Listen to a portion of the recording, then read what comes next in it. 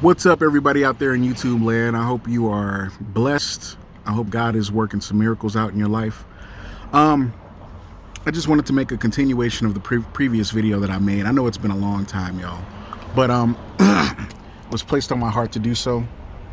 I left off talking about the desire for vengeance, and what happened. Here's my testimony about that. So I'd become homeless for about a year and a half, and I lived out of a vehicle. Okay, I had a friend towards the end of that year asking me if I wanted to come stay with them. I never told them that I was homeless, but I did tell them, and I got a place to stay. I'm good, because I was kind of like living in and out of the same hotel. It was cheap. It was like $75 for a night, which in California, that's cheap. Even though I was homeless, I was still able to make a way utilizing the vehicle that I was living in. And God was willing and loving enough to allow me that grace to still have this vehicle. Two vehicles, actually. One I lost through a program that I was in, and the other I bought with the money that I'd saved up from that program. Something that told me to save up money and buy my own vehicle, because in the event that that program closes, something happens to it, I'd be homeless, like on the street for real. So I bought a vehicle. It was like a 2005 Chrysler Town & Country, the black minivan that, you guys saw that I was having some issues with, that I had to keep sort of fixing up over and over again, right? Eventually, that van broke down, but the van didn't break down until after I had taken my friend's offer to actually move in with them. I move in with them. My van breaks down 2 weeks later, okay? So I'm devastated, and I'm still trying to, go to therapy, figure out what to do with all of these feelings of hatred and vengeance. The vengeance was the number one thing that was on my heart for this person who I felt had done me wrong. And this person and I had actually had a business together, okay? Still have the business together in our names legally. But I had, all the access codes to everything, because I was the one who set like everything up, Well, there's this one Amazon KDI site, which keeps track of your orders, who's ordering from you. And it also like stores the account, the money when people purchase your product online. And so this person was trying to get access to that because, I had taken a back seat to that business because in my own mind, I didn't feel worthy to continue to be a part of said business for various reasons. And I won't get into that. I'm just telling you this story about how I was able to get this vengeance, this feeling of vengeance out of my heart. So when my vehicle broke down, I'm looking all through Craigslist. I have $900 saved up. And with $900 in Southern California looking for a vehicle, you'll be lucky to find like a paperweight, okay?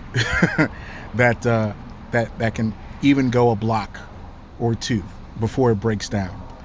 So I'm looking up like different videos on the most reliable older vehicles that you can buy. Honda Accord was one of them, and there were a bunch of Honda Accords for sale on Craigslist. So I saw this one Honda Accord. It was like for $1,200. So I go and take out a $300 loan, getting it to the $1,200 that I needed.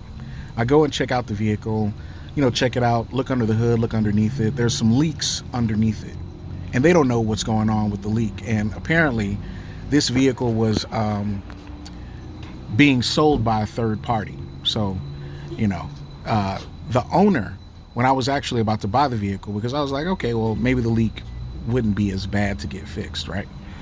When I was actually about to, I had the money in my hand, the cash, hard cash in my hand, about to hand it to the guy.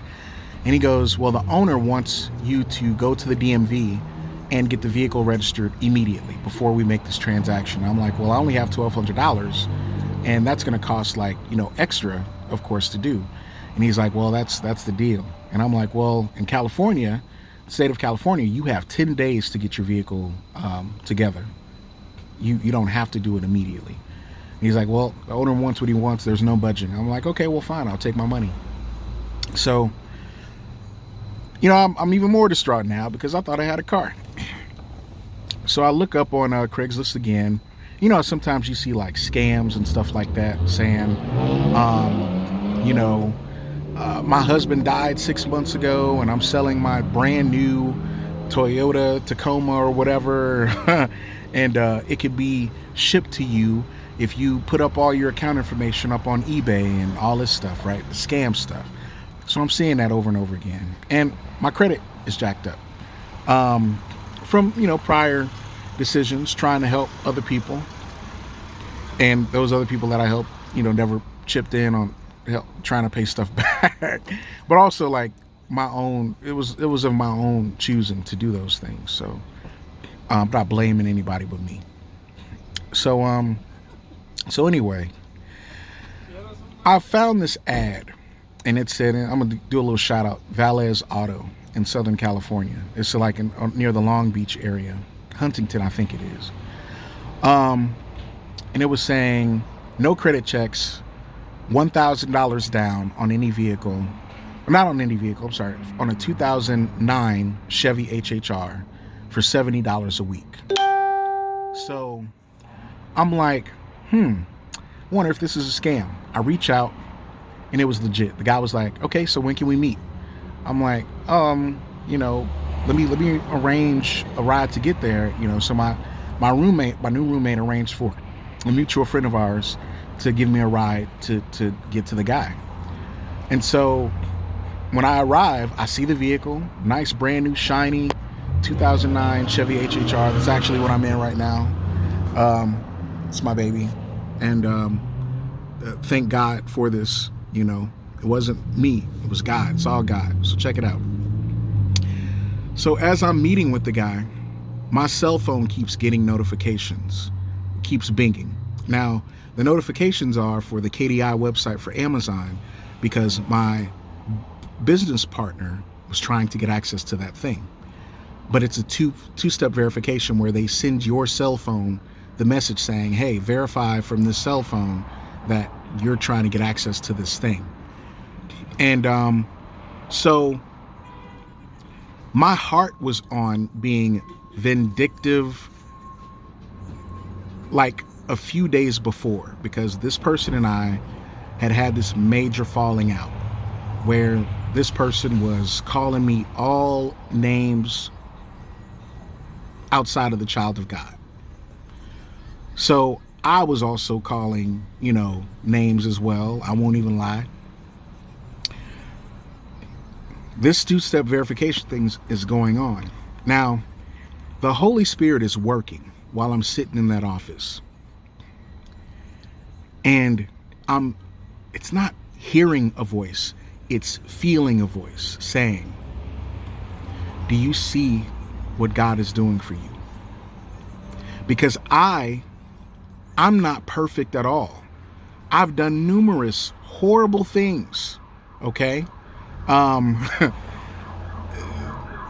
To deserve wrath, to deserve punishment, to deserve hardship. I've done numerous terrible things to people.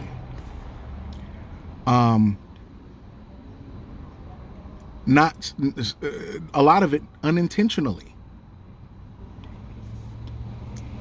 but it was all because I'm trying to serve my own fleshly desires. And when you try to serve your own fleshly desires, you tend to hurt people, especially if you're also carrying pain from other people who have hurt you, right? So Anyway, so I'm sitting here and I'm feeling you don't deserve this. But God is showing you. He forgives you. He loves you. He's giving you grace and he's giving you mercy right now. Who then are you not to give that same forgiveness, grace, mercy, and love, and patience, and forgiveness to somebody else? I think I just said forgiveness twice. Sorry, I was being redundant. But who are you not to give that to someone else? And it was getting late. I'm signing a whole bunch of papers. And I'm like, man, you're right. So as I'm driving home in my new car, I'm like, you know what? I think I'd like to celebrate with my roommate by getting a pizza. Yeah, I think I want pizza. So I get home, go up the steps. Now, I had mentioned my dinner plans with anybody.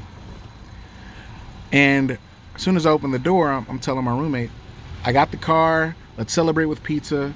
My roommate's like, great, let's do pizza. My cell phone dings, and it's from Grubhub. You know how like you sometimes you get those notifications on your cell phone, and it's like you don't know what this notification is about, or it's a notification that's like you think it's a scam because they're trying to get your information or something like that, right? So I get a text message from Grubhub. I ignore it. It basically said like your order is being prepared or something like that, or your order is ready for pickup. And so I'm like, okay, I didn't order anything, so I ignore it. Get another notification from Grubhub as I'm looking for a pizza place to order from. Me and my roommate had tried this pizza place called Reno's before, and we liked it in North Hollywood. So I'm like, okay, getting another notification. What does it say? It says your order is on its way. Your delivery is on its way. I'm like, okay, now I'm freaking out at this point. I click and I look at my checking account to see if any activities going on in there in regards to like a pizza place that somebody like stole my identity or something like that. No transactions been made for a pizza place. So I'm like, okay, so I'm good there. I called Grubhub and I'm like, I think somebody's maybe mistakenly using my identity or something. I don't know, or purposefully, but it's freaking me out because I didn't order anything. Do you show that I've ordered something? I get another text saying your driver's now outside, because all this is transpiring. It takes a while to get to a customer service representative to talk to them. So all this stuff is taking time. By the time I get that other text message, your driver's outside, I'm really freaking out. So I text the person back and I'm like, who is this? What is this for? And the driver calls me. He says, hey, I'm outside with your order. I'm like, dude, I didn't order anything. But I go outside anyway out of curiosity. I hang up with Grubhub because I'm like, I'm gonna figure out what's going on. This guy holding a pizza. I kid you not, y'all. This happened. The guy holding a pizza, and I'm like, I didn't order any pizza. It's a gated community, so he's outside of the gate, and I'm not opening it. I'm like, dude, I didn't order anything. He's like, I'm like, who is this for? And he goes, Mr. Valles. I'm like, well, that's the person I got a car from earlier today. And the driver goes, oh, you know what? There's a note attached. It said, from Mr. Valles to Robert, congratulations on buying your new car today. Enjoy your pizza. I took the pizza. It was delicious. It was from a restaurant called Little Tony's in North Hollywood. It was amazing. And it's an expensive pizza because we tried ordering it again and it was like $25 for this pizza. So Mr. Valles hooked me up with a pizza through God, hooking me up with a pizza. Okay. Knowing that I had that on my mind to do. So I text my business partner and I said, you know what? It was late at this time. I'm like, if you reach out to me tomorrow in regards to the KDI website, I'm just gonna give you the information you need. They were like, okay. So my business partner sent me an email you know, and I gave them the information. The last email I sent to them, last correspondence I've had, even till this day, was God bless you. When I tell y'all, it was like a balloon had deflated. The misery, the anger, the pain, the vengeance, all of those desires, I won't say completely went away, because there are times when, the voice creeps up and it's like it wants you to do something or say something or make a Facebook post or something, right? But I've become stronger because now I have God, I have faith, I have Jesus in my life. Those feelings went away because God spoke to me through these experiences. I'm not saying he literally spoke to me, but through my living experiences, I was spoken to and told, forgive because I've forgiven you. There's like a direct line from God to us, to each other. And I hope we all find that, so that we can make sure that whenever we receive mercy, when there's something that we've done to someone and we know we deserve way worse than what we get, or that person shows us mercy, who are we then not to turn around and show that same mercy to somebody else? When somebody gives us grace, a person that we've wronged, right? They do something really nice for us. Something that we might have needed, that we didn't even ask them for. But maybe we put it out into the world like, oh man, I need a few $100s for a new bike, a new whatever. And your enemy blesses you with that few $100s. That's grace. Who are we then not to take that grace and then give it to somebody else?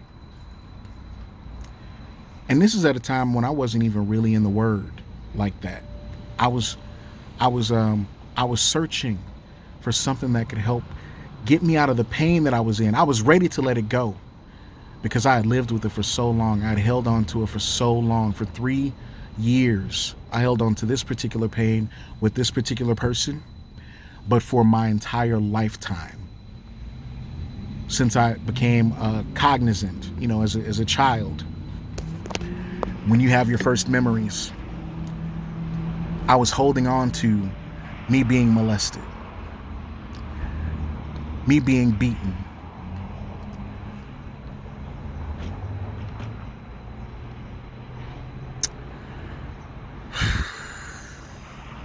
me being told that I wasn't good enough.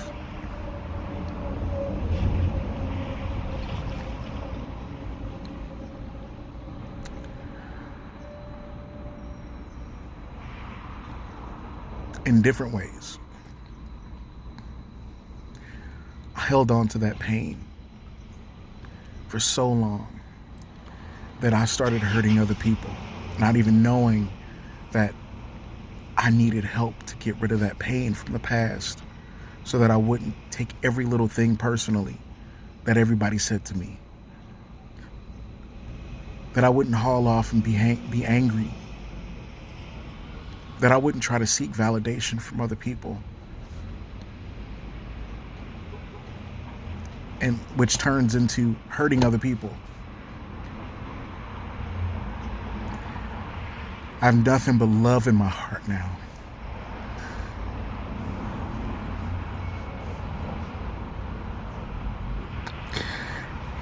And I owe it all to Jesus.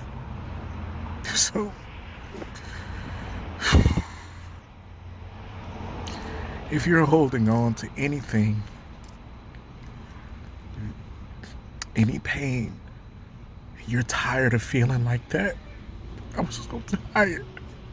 I was so tired of being angry. I didn't know how to let it go. And then God sent his angels. And who were my angels?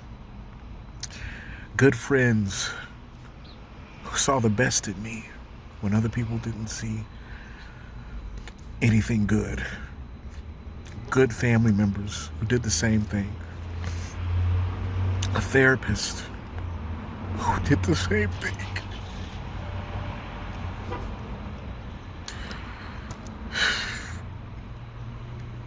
People of God who did the same thing.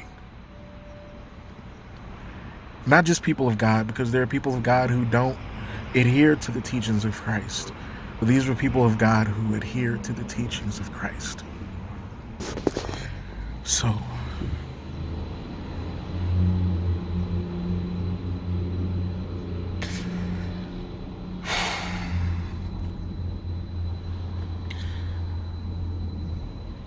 God bless you. And follow the commandments of Jesus Christ.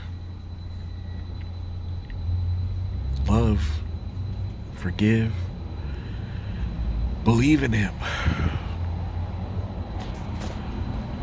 Till the next video.